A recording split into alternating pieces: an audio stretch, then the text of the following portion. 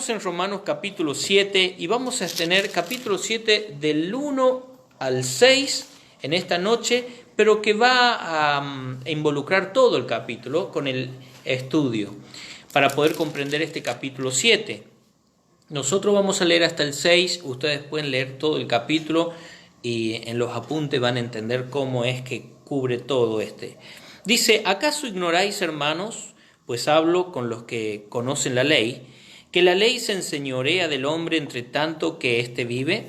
Porque la mujer casada está sujeta por la ley al marido mientras éste vive.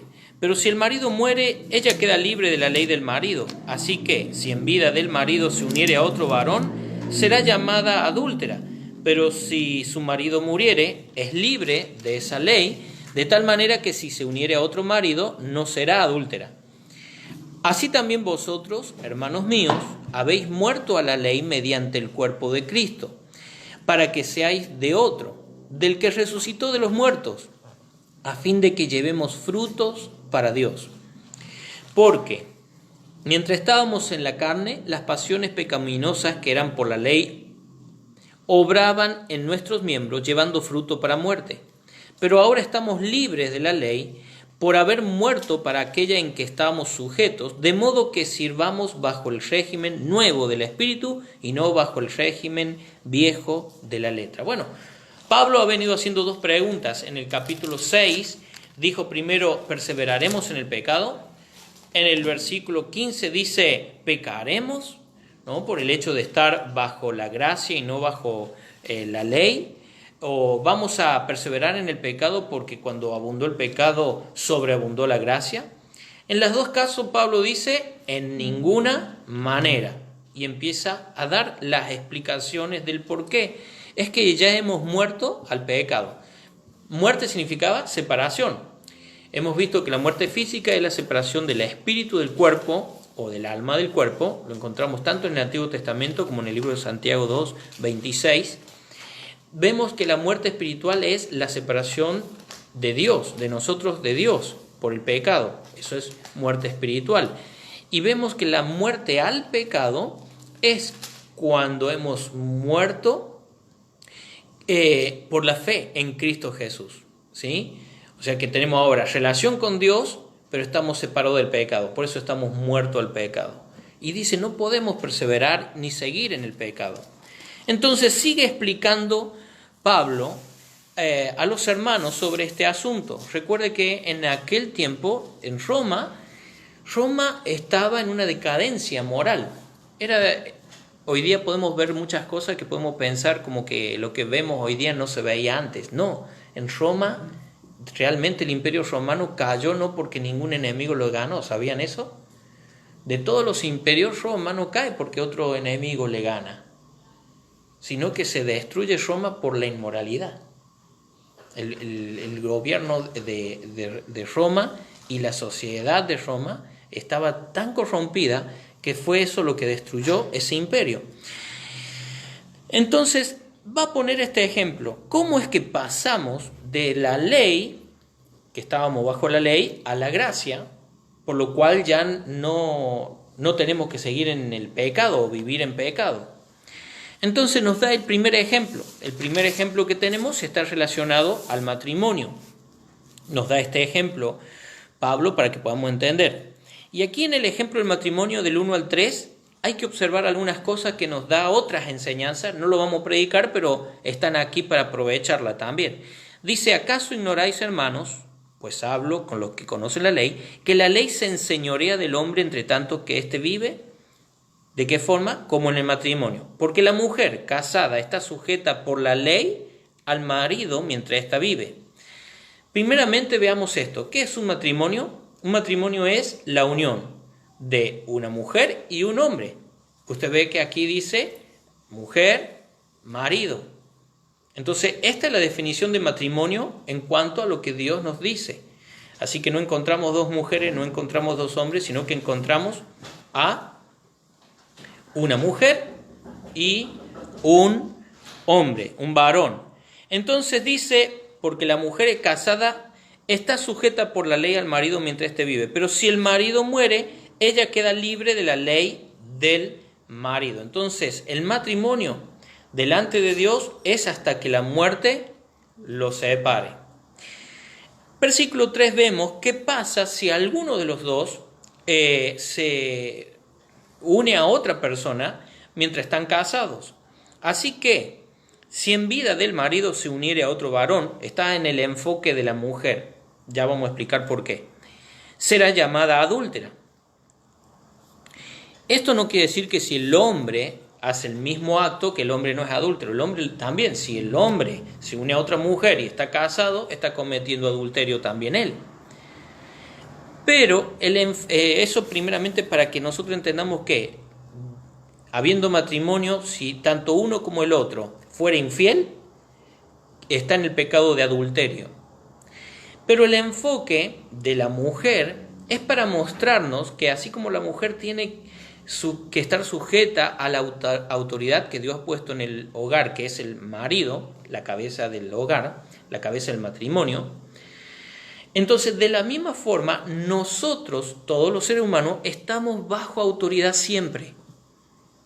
¿Usted quiere aceptarlo o no lo quiere aceptar? Hay mujeres que no quieren aceptar el hecho de tener que estar sujetas a sus maridos, pero este es el diseño de Dios. En otra oportunidad vamos a poder enseñar más sobre esto. Ahora, el enfoque de la mujer en este pasaje nos muestra que cada ser humano está siempre bajo autoridad. Entonces, todos los seres humanos estamos bajo la autoridad de la ley, y la ley nos dice que nosotros somos pecadores. Ahora, si la ley fuera cumplida, cubierta, todo lo que demanda la ley, nosotros quedamos libres. Y eso es lo que ha hecho Cristo. ¿Para qué? Para que nosotros ahora en Cristo no podemos quebrantar la ley, porque ya no estamos bajo la ley, sino bajo la gracia. Así como la mujer, en este caso que dice la mujer, está bajo la cabeza que es su marido, pero ese marido muere, ella ya, si se une a otro marido, no comete ninguna infracción de la ley, no comete adulterio. Es lo que nos dice en el versículo 3 al final. Ahora, versículo 4 es la aplicación de esto a nosotros. Cómo nosotros hemos dejado de estar en la ley para estar en la gracia. Y cuando digo esto, digo a los que ya hemos creído en Cristo como Salvador personal, los que hemos recibido a Cristo. Versículo 4 es la explicación.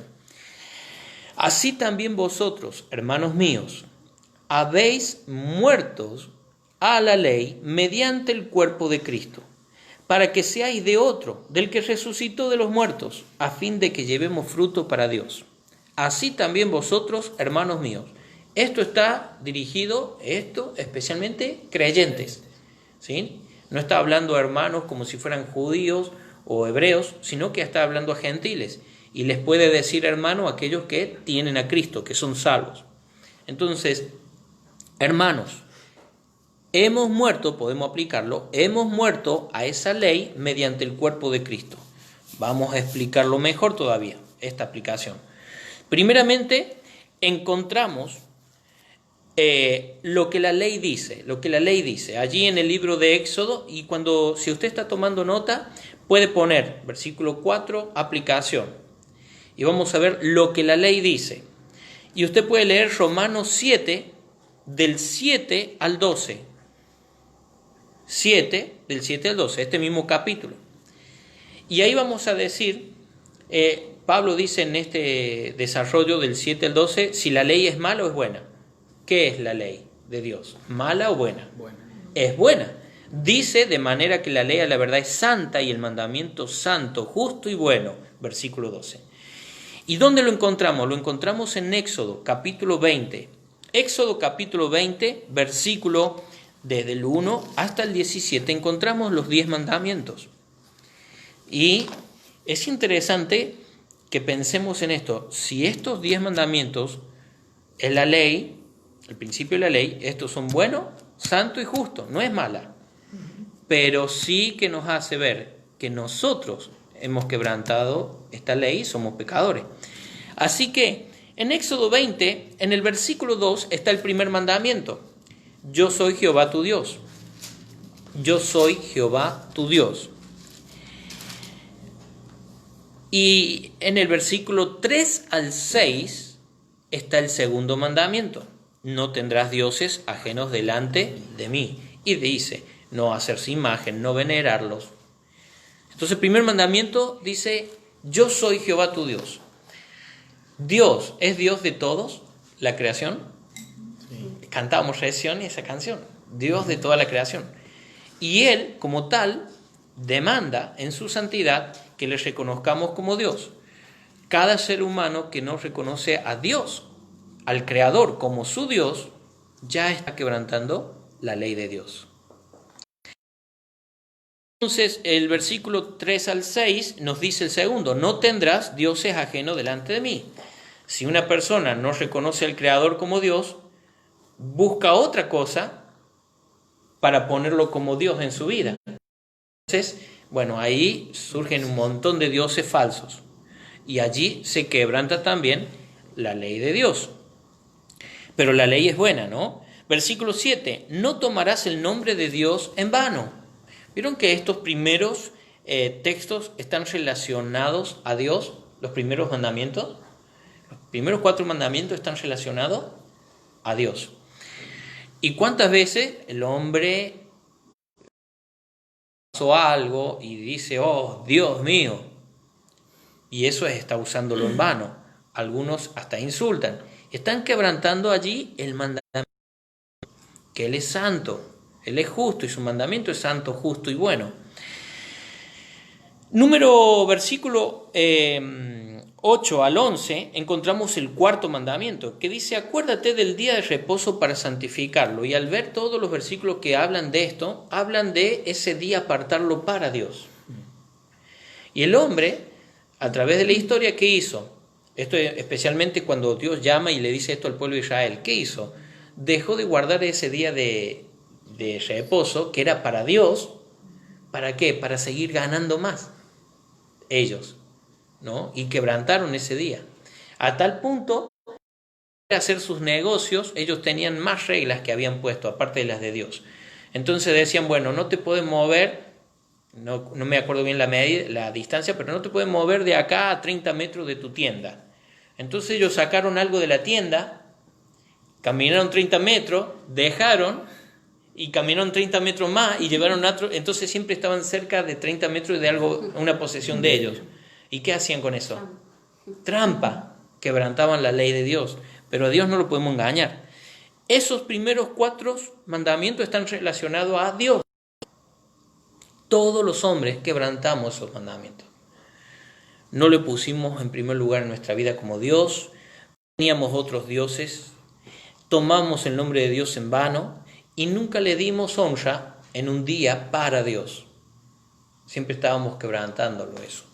Ahora, los otros versículos están en relación al prójimo. ¿Sí? ¿Se dieron cuenta de eso? Los que siguen, todos los que siguen son en relación al prójimo. Y dice, versículo 12.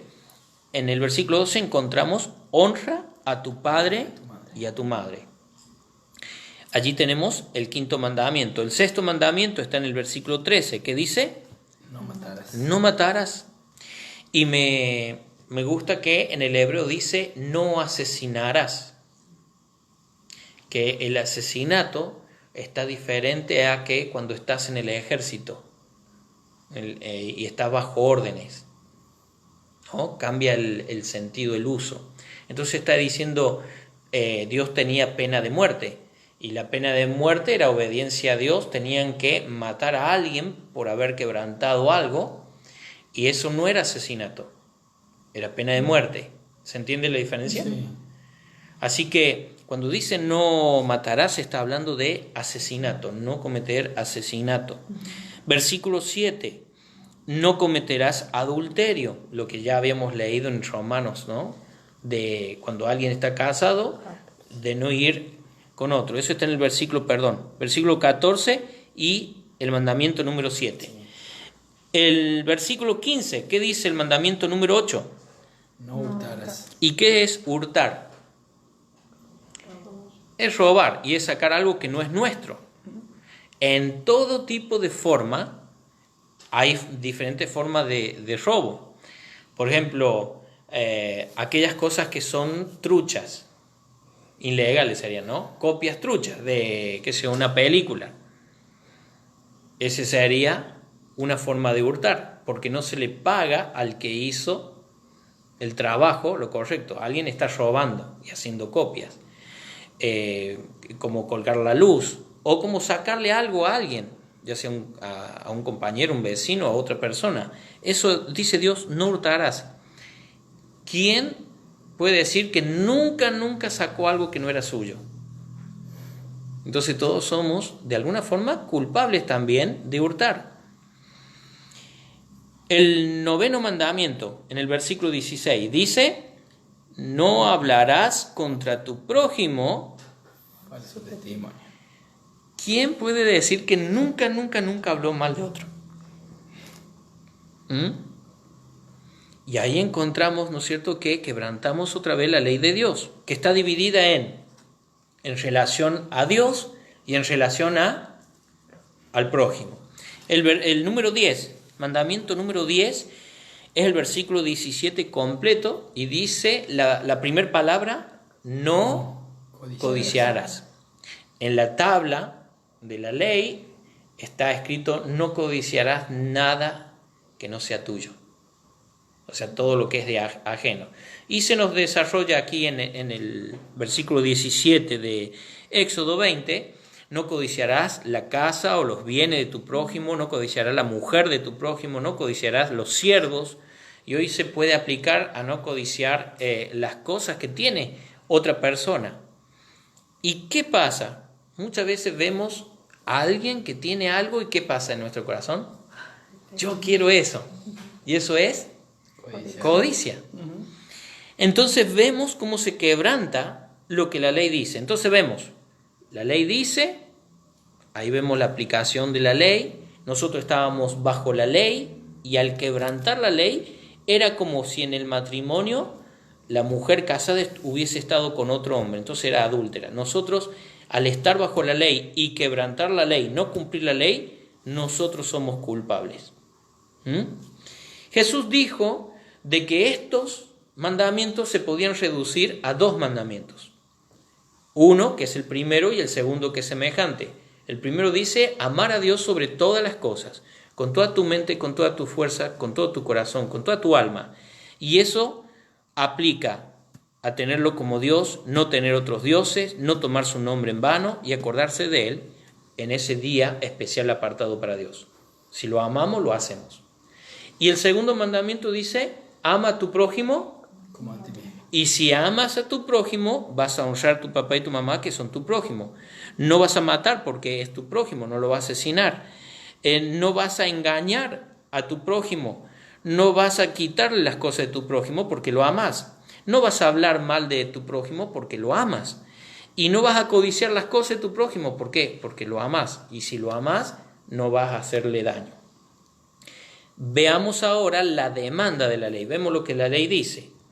Vamos a ver la demanda de la ley. Y ustedes pueden leer Romanos 7, del 13 al 14. Entonces, la demanda de la ley. En el Romanos 13, 7:13 dice: luego lo que es bueno vino a ser muerte para mí, en ninguna manera, sino que el pecado, para mostrarse pecado, produjo en mí la muerte, por medio de lo que es bueno. La ley es buena, pero me muestra que yo soy pecador, y por pecador el precio es la muerte. Ezequiel, si quieren anotarlo, Ezequiel 18:4 dice: el alma que pecare, esa morirá. O sea que es individual. O sea, si hay un papá que cumple la ley, cumpliera la ley, pongámosle que cumple un hombre la ley, y los hijos no la cumplen, mueren los hijos. Si el papá no cumple la ley y los hijos, perdón, al revés, ¿no? Sí. Los papás no cumplen la ley, él muere, y los hijos cumplen la ley, ellos viven. Pero la Biblia dice que nadie ha cumplido la ley, solamente Cristo, ningún otro hombre. Entre ellos hay muchos versículos que están allí en el libro de Éxodo explicando que cada vez que se quebrantaba la ley, ¿qué tenían que hacer? Sacrificio. Morir. Era la condena. Después venía el sacrificio en lugar de la muerte, pero por cada persona que quebrantara algo de la ley, tenía que morir. Si alguien maldecía el nombre de Dios, tenía que ser apedreado. Si alguien maldecía al papá o a la mamá, tenía que ser sacado adelante de todo el pueblo y ser apedreado, porque era deshonrar al padre y la madre. O sea, cada quebrantamiento de la ley, ¿qué merecía? Muerte. El alma que pecare. Y Romanos 6:23, ¿qué dice la primera parte? Porque la paga del pecado es muerte. Entonces vemos lo que la ley dice y lo que la ley demanda. Y nosotros no lo podíamos cubrir. En el versículo 4 de capítulo 7 de Romanos, estamos explicándolo, dice, así también vosotros, hermanos míos, habéis muerto a la ley mediante el cuerpo de Cristo, ya que nosotros no podíamos, según aquí también Romanos 7, del 15 al 25, Pablo explica, Pablo era una persona que era fariseo, era de la secta de los fariseos, y él trataba de guardar la ley, y ante la gente que lo rodeaba a él, dice que era irreprensible. Pero él se dio cuenta de que no era así, porque él llegó a decir, veo que el bien que quiero hacer, no hago. El mal que no quiero hacer, eso hago. Y llegó al punto de ver lo que decía versículo 24, 7:24, miserable de mí, ¿quién me librará de este cuerpo de muerte? Pablo reconoció de que él estaba muerto por el pecado. Por eso él fue salvo. Cuando Ananías le habló y le dijo, invoca el nombre del Señor para perdón de pecados. Así que vemos que Pablo mismo reconocía esto. Entonces, Cristo cumplió esa demanda por todos nosotros. 8:1. Yo no voy a predicar el 8, lo va a predicar un pastor amigo, pero 8:1 dice, ahora pues ninguna condenación hay para los que están en Cristo Jesús. O sea que quien cumplió la demanda de la ley fue Cristo. Porque Él nunca cometió pecado, nunca hubo engaño en su boca. Y Él tomó nuestros pecados y los cargó sobre Él, muriendo en la cruz. Entonces, Él no merecía morir, pero Él lo tomó de nosotros, lo cargó sobre Él y murió allí en la cruz. Para entenderlo vamos a leer Isaías 53. En el Antiguo Testamento, Isaías 53.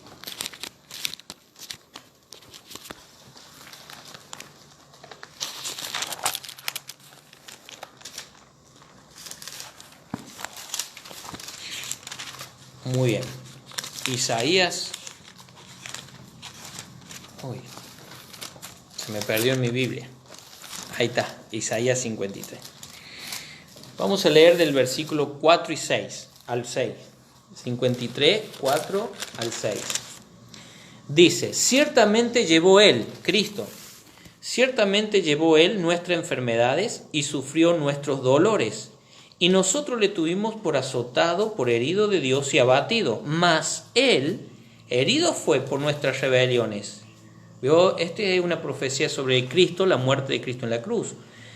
Molido por nuestros pecados, el castigo de nuestra paz fue sobre Él. Por su llaga fuimos nosotros curados. Todos nosotros nos descarriamos como oveja. Cada cual se apartó por su camino, mas Jehová cargó en Él el pecado de todos nosotros. Cuando Isaías está diciendo el pecado de todos nosotros, está diciendo de todos los hombres. Aunque no todos creyeron, pero Cristo pagó el pecado de todos nosotros, molido por nuestros pecados, de todos los hombres. Versículo 10 y 12, al 12. Con todo eso, que no hubo pecado en él, Jehová quiso quebrantarlo, sujetándolo a padecimiento, cuando haya puesto su vida en expiación por el pecado. ¿Quién cometió pecado? El hombre. Todos los hombres. ¿Y por qué puso su vida por expiación? Por el pecado. Y todos somos pecadores, así que el pecado de todos los hombres. Y encontramos que dice, cuando haya puesto su vida en expiación por el pecado, verá linaje. Esto habla de que va a resucitar. Vivirá por largo día y la voluntad de Jehová será en su mano prosperada. Verá el fruto de la aflicción de su alma y quedará satisfecho por su conocimiento, justificará, que es la palabra que tenemos en el libro romano, de la justicia, justificación. ¿Qué significa justificar? Declaró justo. Declarar justo, muy bien. Entonces dice, justificará mi siervo justo a muchos y llevará las iniquidades de ellos. ¿Y quiénes son los que van a ser salvos? Los que pongan su fe en él.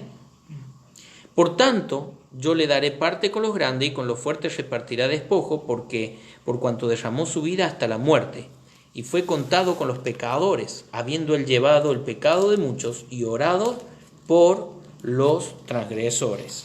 Así que encontramos ya de que vemos cómo cumplió Dios. Jesucristo cumplió la ley porque él la obedeció y nunca quebrantó la ley. Los 10 mandamientos, nunca quebrantó los 10 mandamientos, nunca quebrantó nada de la palabra de Dios. Él obedeció la ley. Ahora, la demanda de la ley es para el que quebranta. Siendo que él no la quebrantó, él agarró, tomó el pecado de todos nosotros y pagó el precio que nosotros debemos pagar. Así que cumplió la ley y pagó la deuda de otros, de nosotros. Una vez muerto, fue enterrado y resucitó al tercer día.